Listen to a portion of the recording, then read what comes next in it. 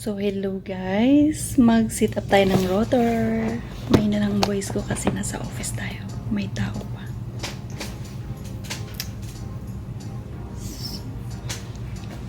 So, yan yung gagawin natin ngayon. So, para makita nyo yung gagawin ko, tara. Diyan lang kayo.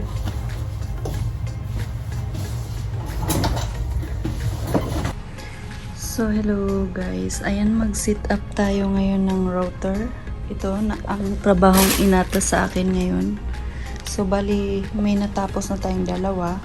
Tapos dito naman, meron pa akong 5.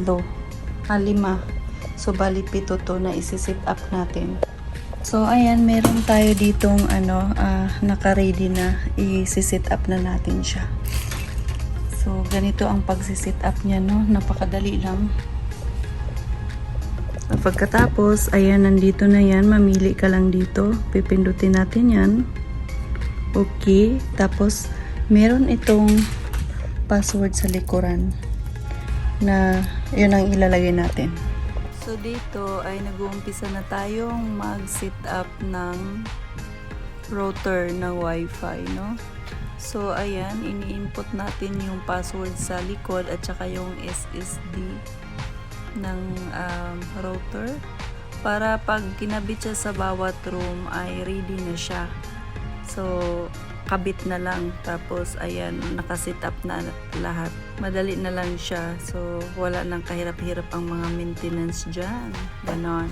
Tapos, dito naman sa cellphone ko, para malaman natin pag nag-work it na nga yung pag-sit up mo. Dapat pag connect mo sa Wi-Fi ay magka-connect na nga siya. So, yan yung aking ginagawa at this moment. Ayan. So, chine-check hinihintay ko lamang ang mag-connection yung aking sinit up na Wi-Fi. So, bawat router meron niyang room number kaya hindi tayo malilito pag sinit up na nila yan, pag nilalagay na nila isa-isa sa bawat room. Continue pa rin ang ating pag-install hanggang sa matapos. So, mag-install tayo. Ngayon na yung boss na sa office tayo.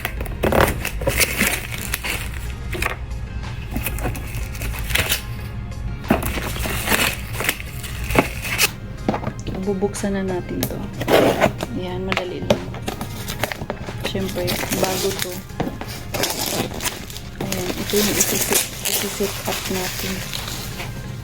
Mabilis lang siyang gawin. Ayan, bubuksan natin. Bago kasi ilagay sa mga room, kailangan na na-sit up muna siya. So, ito yun.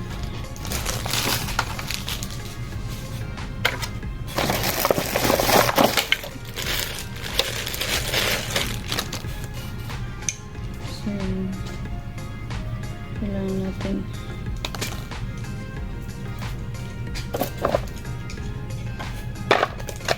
buksan natin yan. Ito yung power niya.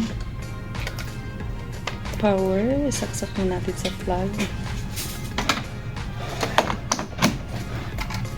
Siyempre, lagyan natin ng cable.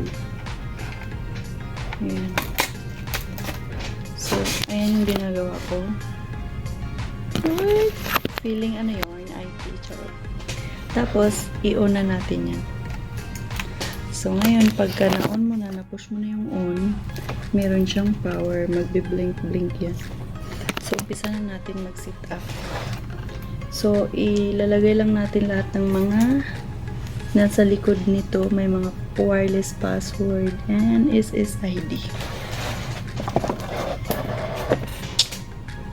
Tapos na natin ma-sit up. Ngayon, lalagyan natin siya ng level.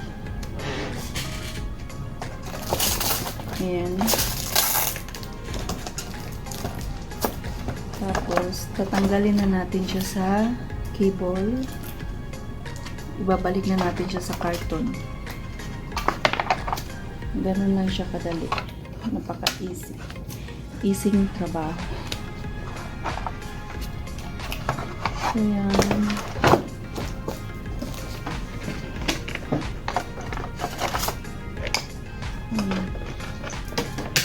Kunti lang naman to. Hindi naman to siya 200 piraso. Diba? So, lagyan natin ulit sa carton. So, hello guys. Finally, ay matatapos na tayo sa ating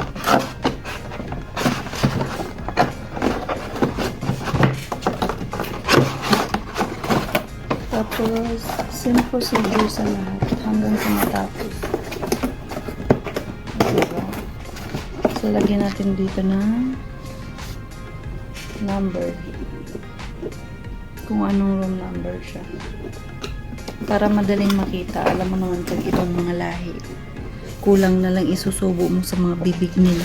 Yan lang yung ating natapos ngayon. Ang galing. I like it. Ang dali lang pala mag-sit up guys ng router ng wifi. So ready na to siya i-input no. Mukhang nag-enjoy naman ako sa aking ginagawa. Kaya carry bells lang. Good night.